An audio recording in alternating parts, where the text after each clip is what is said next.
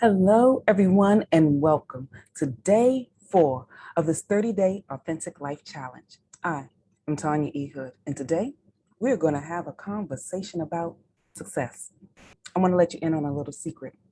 You ready? This is a secret that may surprise you. Are you sure you really want to hear it? Okay. You can be successful without being perfect. Yep, it's true. How do I know that?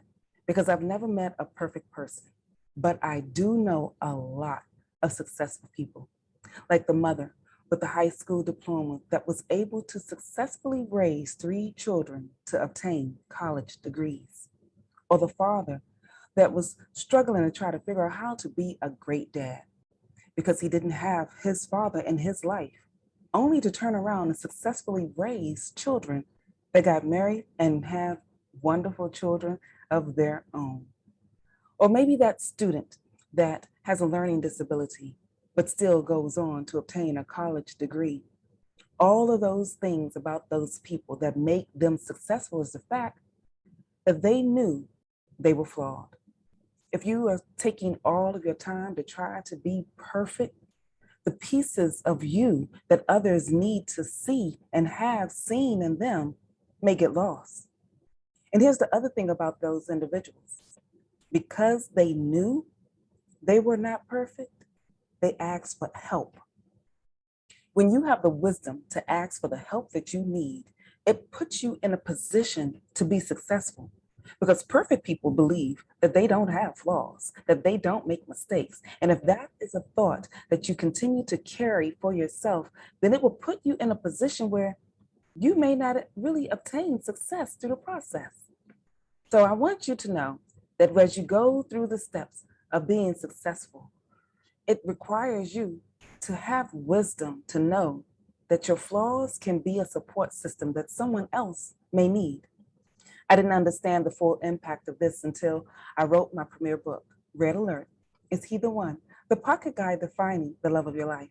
By writing that book, I was able to get more insight about what it meant to share the parts of me that I thought would let people think something different. Because you see, I have an electrical engineering degree. I'm a project manager for a living. I write technical documents that truly use my natural, logical, analytical mind. When I send out a product, I have to get it as close to what is called perfect as possible. So there would be no way that I could really write a personal book about my life story without it being perfect. But I learned that that wasn't the case. And it truly hit home for me the day that someone called me from the information in the back of my book. And she was excited that there was strategies and actionable steps that she could use to help her. But what really made an impact for her was the way that I wrote my story. See, my story wasn't written in such a way that you were able to get the full scope of my intellectual abilities. No, I reached out while I was working on my book to speak to mentors, coaches, and other authors to get some insight about how to effectively share my story. And I got a lot of great information. But what I learned the most was being genuine in how I shared my thoughts, being genuine in how I shared what I was feeling. See, the authentic part of me is flawed. So the perfectional elements that my degree would give, that the insight that the mentors would provide, can be seen.